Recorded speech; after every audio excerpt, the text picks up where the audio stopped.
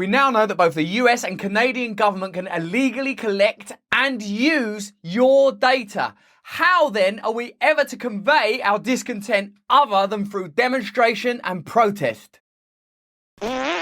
Hello there, you 5 million glorious shimmering souls. Together we awaken now. We begin to understand the way that the world operates, the way that government and media and big business function collegiately together, sometimes against the interests of ordinary people, as with this story. This came to our attention somewhat with the stuff around the truckers. You know, the truckers' funding pages started getting shut down. And did you know that they were hacked and then the information was used by government-funded media platforms who reached out and connect? I mean, it's some shady stuff. Let's get into it. It's proper dodgy. On February the 13th, crowdfunding platform Give Send Go, which was being used to fundraise for the Freedom Convoy protests, was hacked. The personal information of more than 90,000 people who donated to the Freedom Convoy 2022 campaign was stolen. Now, the Canadian government-funded media company CBC is using the stolen data and contacting those whose data was exposed for a story. Firstly, if there's 90,000 people willing to donate money to something, I would suggest that means a lot of people really believe in that convoy.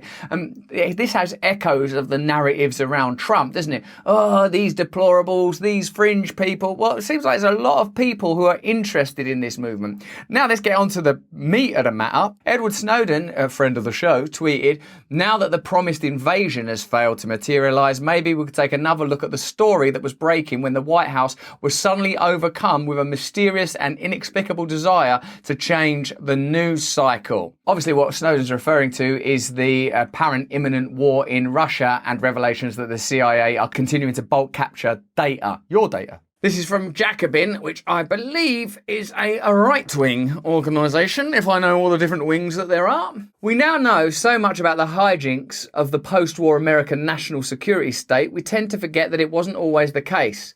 The counterintelligence program and MK Ultra programs, FBI attempts to blackmail Martin Luther King Jr., disruption of anti-war and other activist groups, a list of dissidents to round up and detain, vast spying on citizens and the press.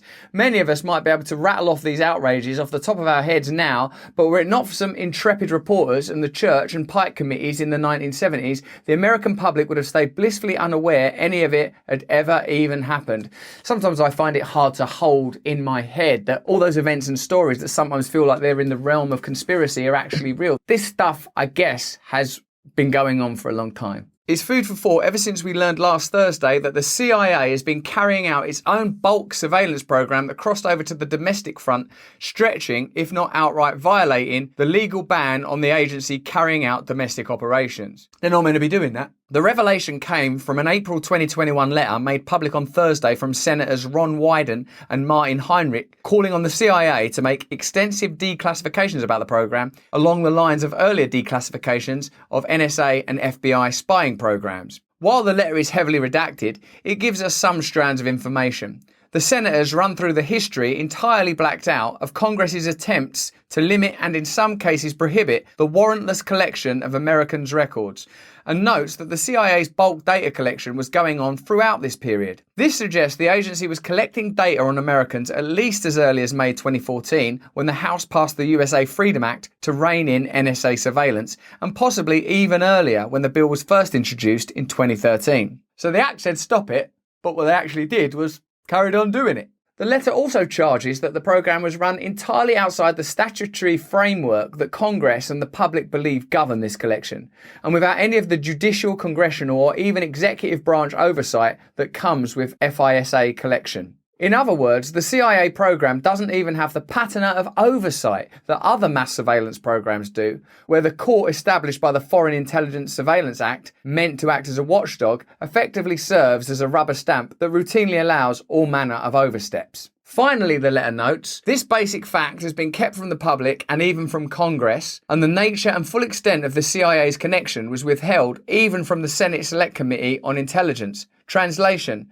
not only was the CIA keeping this dubious program hidden from the public, it was misleading the very elected representatives that the public entrusts with keeping an eye on this kind of thing. I suppose one of the common conspiracies you hear discussed is the idea that a deep state set of actors run the nation in allegiance with various other international or global interests, and democratic access that ordinary people have, and even Congress folk and senators have, is shallow compared to the true depth of actual power.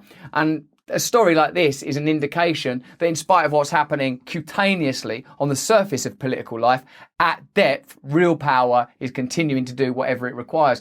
And these are just the visible symptoms, I would submit, of a much deeper mechanic which instantiates the agenda of real power. For its part, the CIA has insisted it kept Congress fully and currently informed about the programme, which it casts as merely incidental collection of Americans' data in the course of spying on foreigners. We were just spying on some foreigners, who you hate, understandably, because they're foreign, and accidentally, while spying on those foreigners who were terrorists, we accidentally spied on you a little bit. So don't do anything wrong, because while we're continuing to spy on foreigners, we might see everything that you've been doing. In simple terms, that means that while eavesdropping on or otherwise surveilling a target, the agency happened to collect the data of any American who was communicating with that target, whether via email, phone, or something else. But the language of Wyden and Heinrich is far less sanguine. The two senators warn that Americans' privacy concerns also apply to how the CIA collects and handles information in this program, and that there are serious problems associated with warrantless backdoor searches of Americans. Don't be childish. Sure enough, one of the documents released by the agency in response to the letter notes that CIA analysts are not required to memorialise the justification for their queries. Why did you do that? I didn't memorialise that. Can you also not memorialise the word remember? No, I didn't memorialise that either. The justification for their queries into Americans. Write down why they felt the need and what gave them the right to look into an American's data. Did you write anything down? I didn't memorialise to write anything down. So what? So essentially you could have just been doing what you felt like doing. I don't memorialise. Whose word should we take on this? Certainly not people who don't use perfectly good ones that are accessible. On the one side, we have the CIA, which, as former officer John Kiriakou has explained, puts deceit at the core of its operation, with agents trained to lie all of the time. On the other, we have Wyden, who is far from an alarmist and, if anything, errs on the side of institutionalism. For years, Wyden was tight-lipped about the shocking truth of the NSA's bulk surveillance, refusing to breach his oath of confidentiality as a member of the Senate Intelligence Committee, even as the government flouted the law. He refused even to publicly correct then Director of National Intelligence James Clapper when he flagrantly lied under oath about the surveillance. Yeah, no, we're not doing any surveillance. You got anything to say, Wyden? As that episode reminds us, this particular overreach is only the latest case of spy agencies, and the CIA in particular acting in a way that's above the law and contemptuous of oversight. In the past 2 decades alone, we've seen the agency torture some folks. Don't you call them folks when you're torturing them. What's going on there? I'm just hanging with some folks. What are you doing? Torturing them. A violation of US law, lie to Congress about that torture, then later snoop on Senate staffers, compiling a damning report about it, which his director also lied about once it was revealed to the public. And this is actually the kind of discourse we're used to having with figures in positions of power. Just like our Prime Minister in the UK lies, then lies about the lies, and oh yeah, I remember now. And this is happening in your country at depth. It's happening at a level that's difficult to affect democratically, electorally. You don't ever vote for what the CIA get up to, which to me seems like a pretty odd thing, given that they have enormous power. We wouldn't know the full scope of the Iraq War atrocities if Chelsea Manning hadn't leaked documents to Julian Assange. And luckily that guy got away scot-free.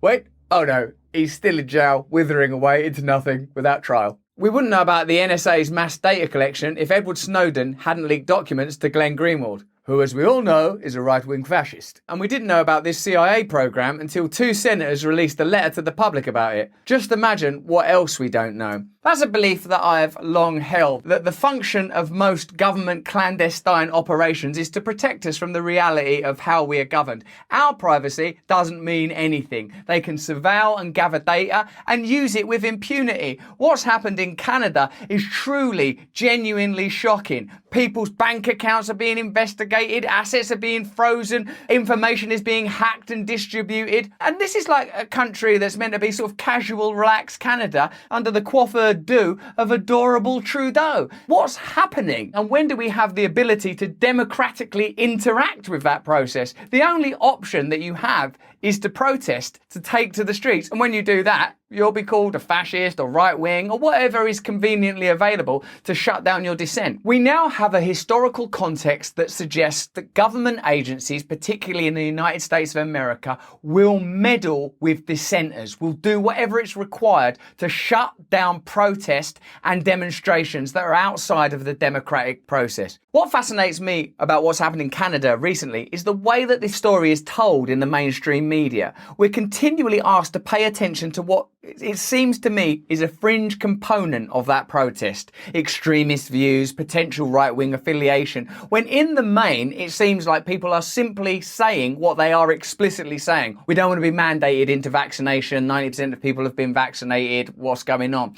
And while that story is being continually hit home, the government, the people that sort of stand in front of you with lovely little haircuts and tell you how tolerant and lovely they are freezing bank accounts. Can you not see, in the same way that the last 2 years has shown you, that once government has power, it's difficult that that power is rescinded, that previously implausible situations can be brought to bear, that now behaviours, conduct, measures are being introduced that may never be rescinded. These measures could be there forever. We're starting to see, I think, the formation of a future in which technocratic tyranny is the norm. That you have no ability through democracy to register your dissent and no ability outside of the democratic process. That you essentially have to comply. And even if your dissent is as simple as funding a group, which 90,000 people evidently did just on that site. That's forget the people that are actually there in attendance. For me, that's sufficient to warrant them being heard, and certainly for them to be treated within the confines of the law of the country that they're living in. What's the real story here, and what should be our focus? Unvaccinated people, fringe elements, or the fact that government power is reaching a giddying and terrifying degree, that we're incrementally being introduced to a kind of digital tyranny that if we don't address now, we may find that it's too late. But that's just what I think. Tell me what you think. Hit me up in the comments below. Give this video a like and subscribe. If you enjoyed this video, have a look at this one or this one. Remember, I'm in tour all over the UK. You can see me in Newcastle, Glasgow, Bristol, Plymouth. I'm all over the gap. There's a link in the description if you want to come see me live. Stay free.